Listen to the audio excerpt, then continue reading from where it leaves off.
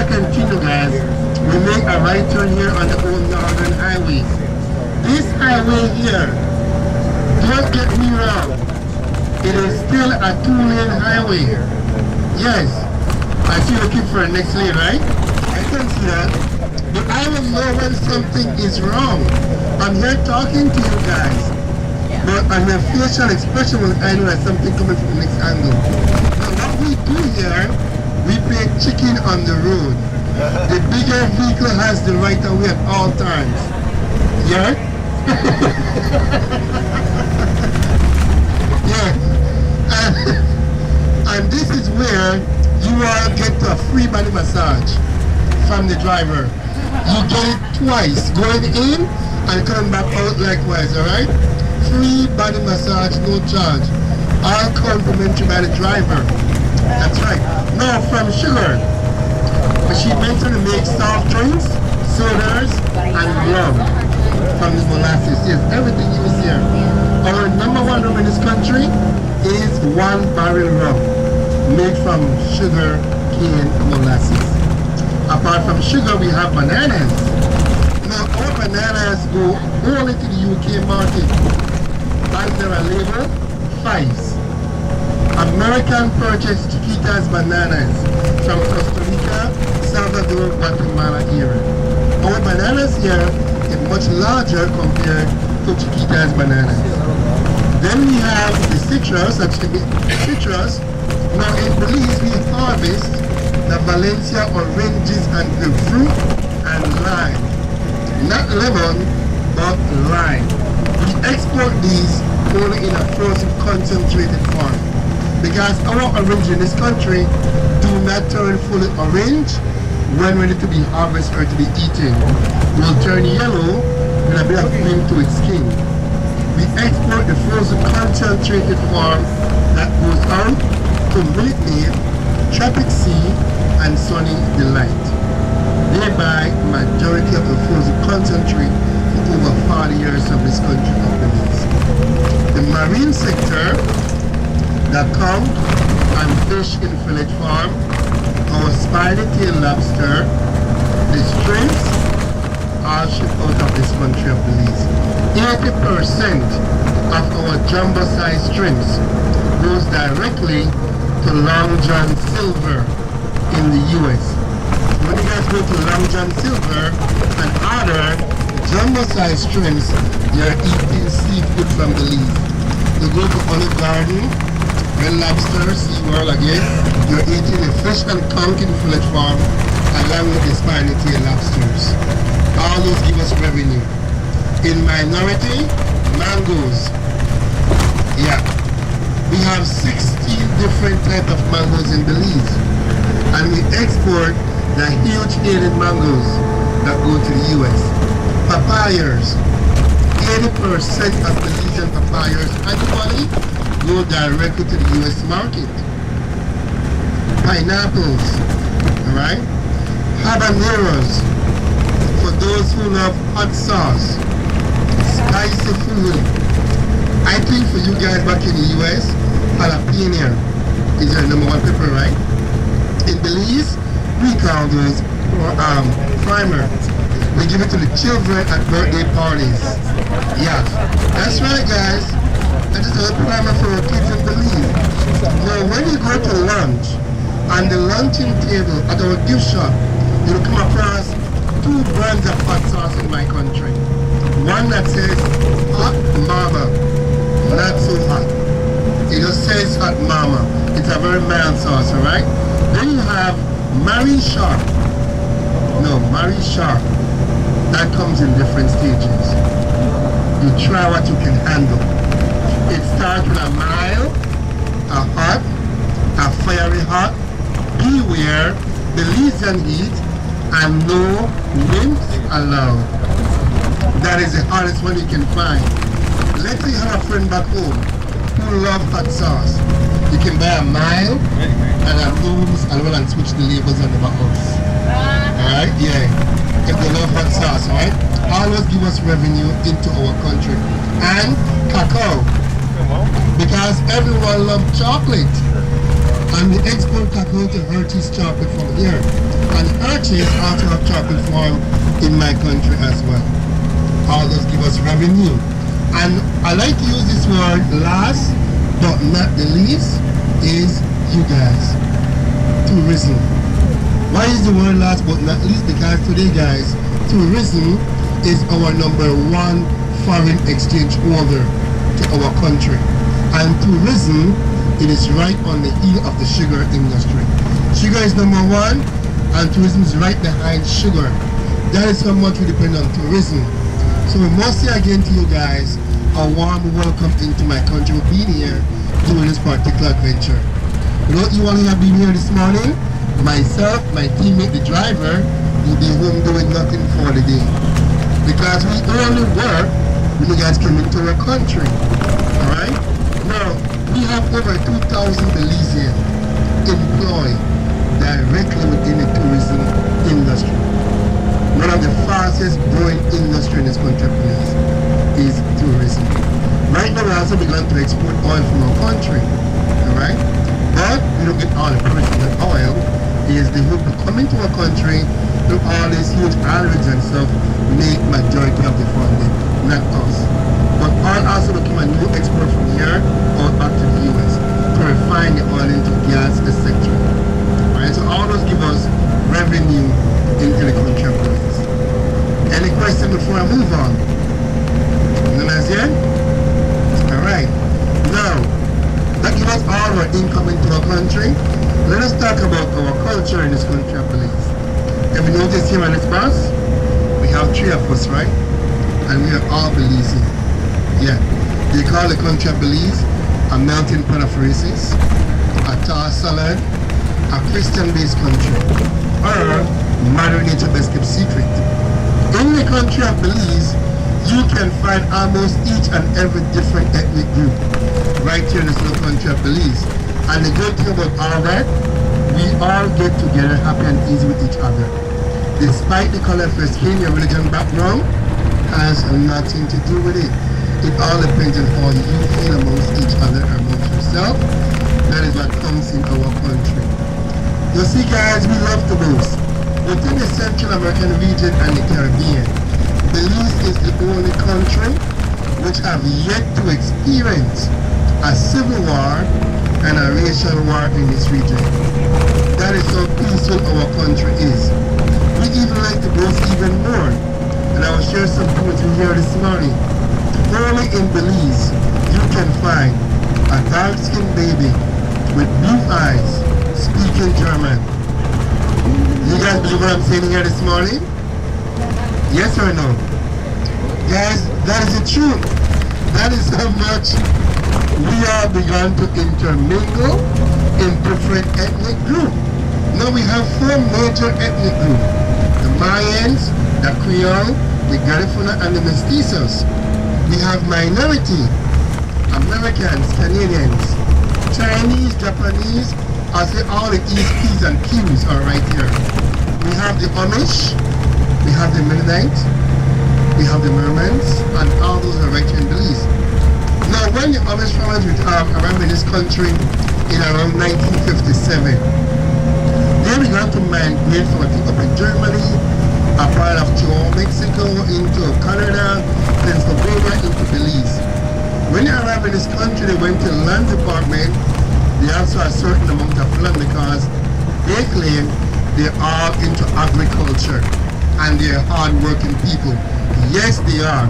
Don't get us wrong on that. Alright? The Amish and the Mennonite family produce at least 65% of our everyday food items in this country of Belize. Our all dairy products, we have eggs, juice, ice cream, milk, fruits, veg, low income furniture, low income housing, all come from the Amish communities.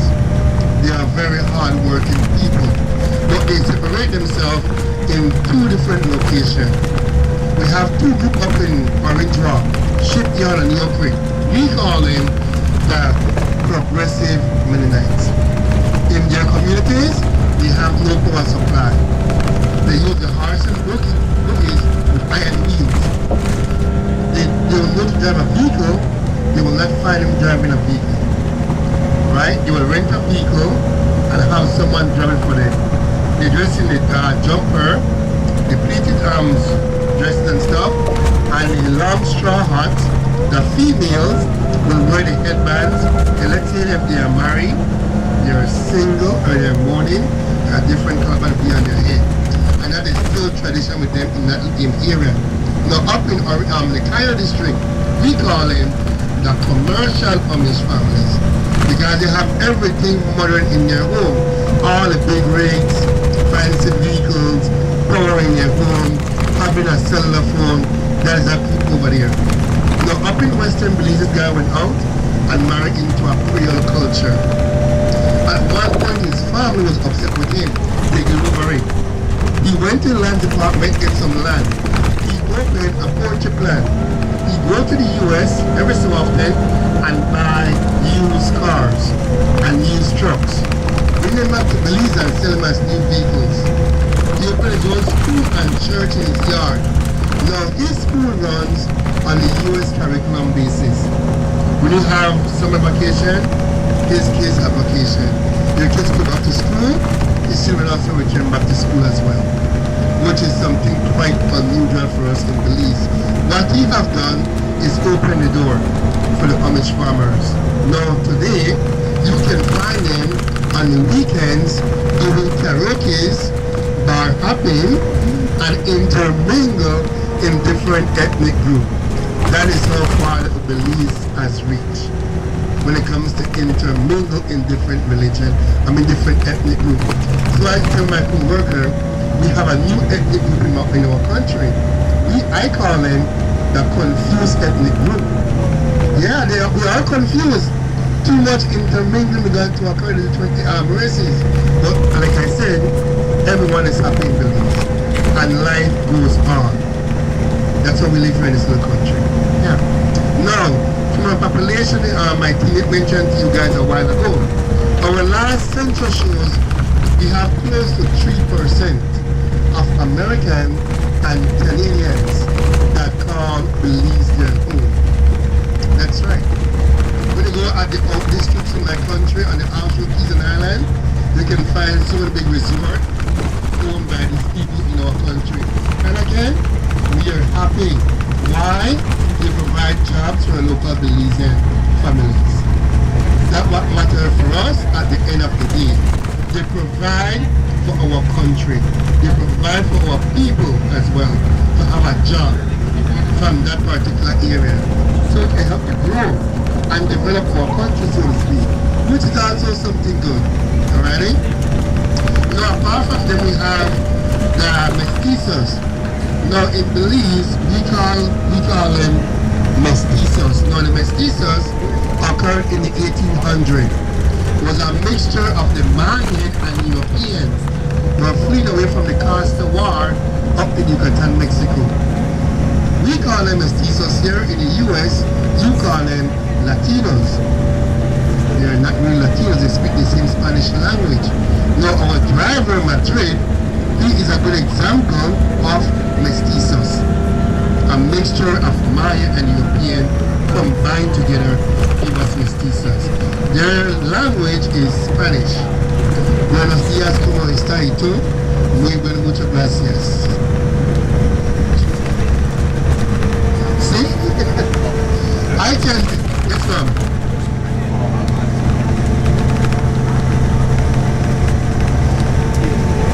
Not the metric system, we use the American system. Yeah, we use inches, feet and yard, pints, quarts and gallon, and miles. No centimeter, decimeter here, no. Right? Yeah, and the mestizos, their staple food here is corn. Every meal from corn belongs to them. The panades, garnaches, enchiladas, salbutes, Taco Bell, the onion soup, Reino, escabeche, that belongs to them. That is your number one cuisine. You guys are going to Rotan tomorrow or have been there before? I'm into Cozumel. We've been there already, right? Yeah. And everyone learned something back in Cozumel in the Spanish language. Females love to shop. Want to protest it. baño. Where's the bathroom? How much is it? Guys, the first thing you learn, quanto por un cerveza. How much is a beer? So once you learn the beer, the bathroom, you're good, right? You can go from there. Yeah, we're speaking Spanish. Then we have the garifuna. Now the garifuna is a mixture of the urban Indian and the African slave that occurred in the 1700s. And the thing that era known to us as Rotan. A ship occurred and began to intermingle with the island Carib females. They speak a old African language. Now I think tomorrow is we're going to Rotan tomorrow. When you go across to Rotan, you will find the Garifuna people living over there. And they speak the old traditional language and they also speak the Spanish language. Yeah. And they have a dance known to us as the Punto Rock dance. It's a dance much faster than lambada. The female always try to dance the male in that particular tribe. It's an excellent dance. Their cuisine is additional to us as we know. They love drum food. Any food from the earth, that's what they love, along with fish.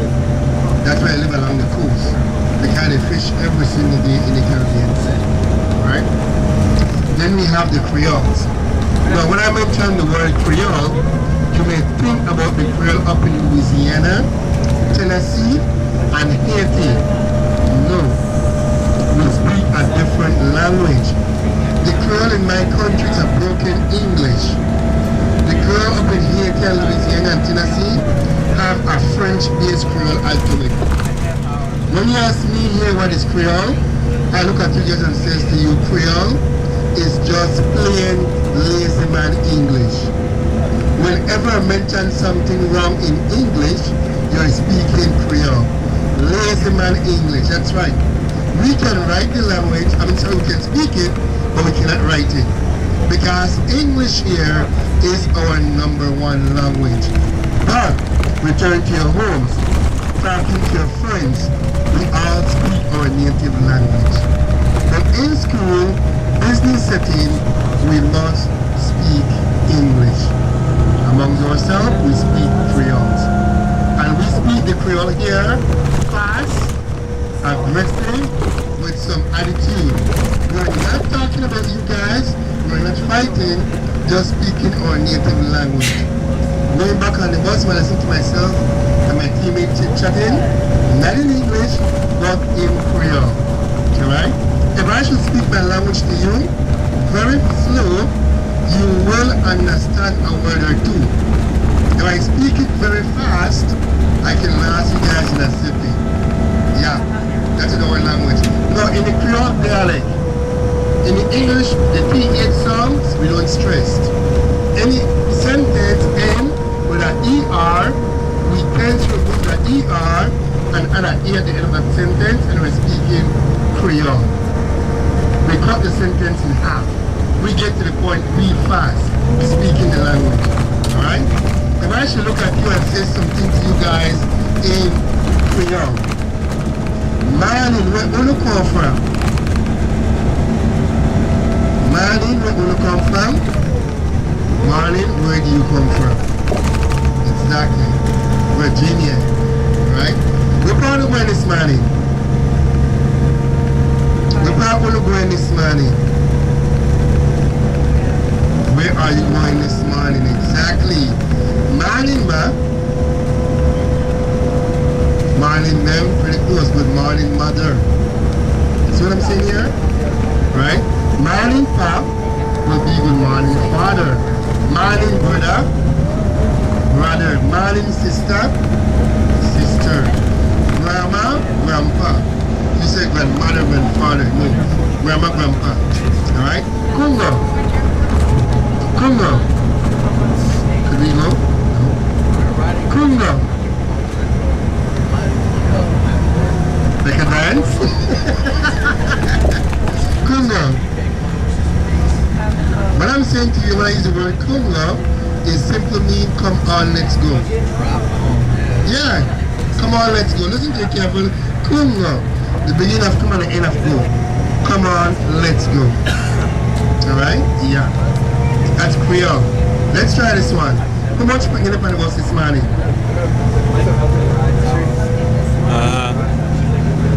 How much? Pick me? Up on the bus this morning. She said how many people are on the bus this morning. Everything is right except the word people. Right? How much? Pick me. Up on the bus this morning. No clue what I'm saying here to you guys? No? Okay. Let me see. I say it one more time. Listen to it carefully. How much? Pick me. The palace bus this morning. How much does the picnic cost? No. Let me ask my buddy here something. She your wife? How long are you married? 30 years they married. You ain't a picnic? How much picnic do you have? Children, exactly. The word picnic from an African word picanani, referring to something small or little. Alright? Which means picnic, children or kids. So you have two picnic. Two boy picnic. So you have two boy picnic here. Picnic. Alright? You have to how we speak amongst ourselves. No. If I should look at my body right here and tell me she wicked. Is she a wicked person? She need a broom? Like the witch? And open that she fell off the bus this morning?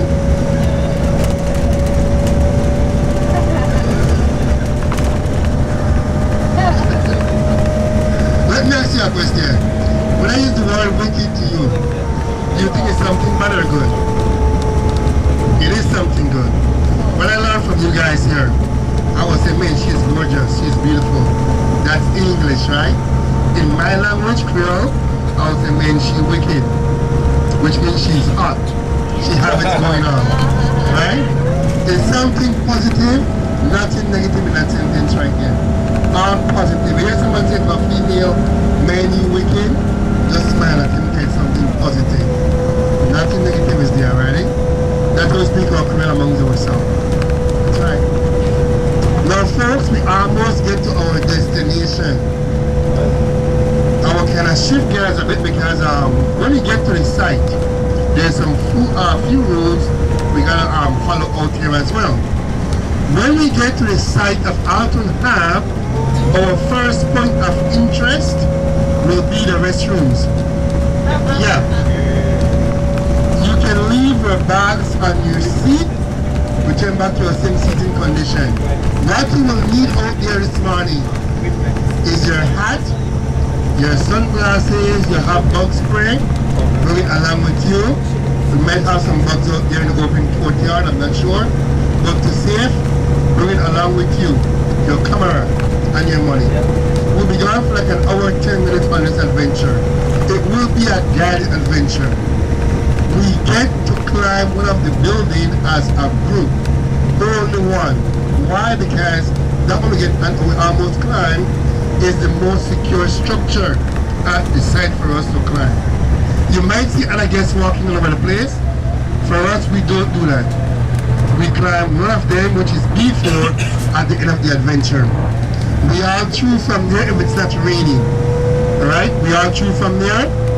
We come back. We give you a few minutes to do some shopping out here, like 10 minutes or so. Why only 10 minutes? Because the boat group is waiting for our bus. At the launching area, we have more time there back in the port. You guys have much time back at the port to finish your gift shop. So out here will be just 10 minutes and back on the bus. Alright? When you are coming off the bus, I will give you a bottle of purified drinking water that comes along with your adventure. Temperature out here for today is 92 degrees. So bring your water with you. Alright, we're going for like an hour, 10 minutes right here, guys. Watch your head while standing. Watch your step coming off the bus. Guys are out here.